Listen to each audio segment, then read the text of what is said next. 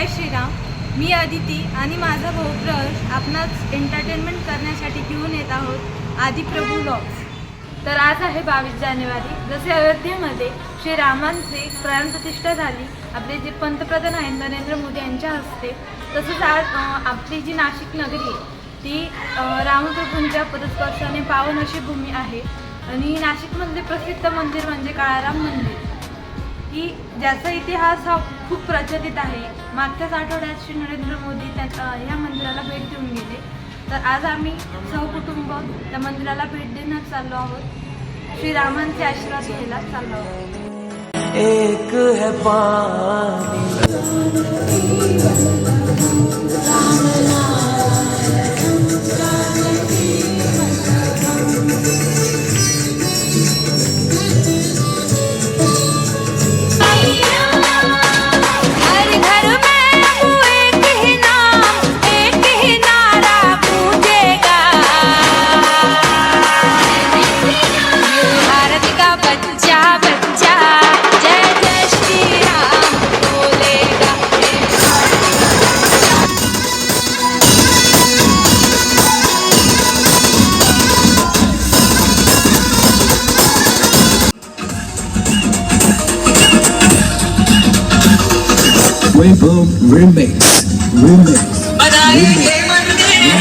बनाएंगे मंदिर ये भगवारंग, ये भगवारंग, ये भगवारंग,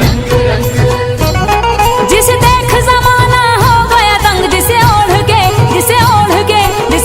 के नाचे रे बजरंग. मुझे चढ़ गया भगवा रंग रंग, मुझे चढ़ गया भगवा रंग रंग.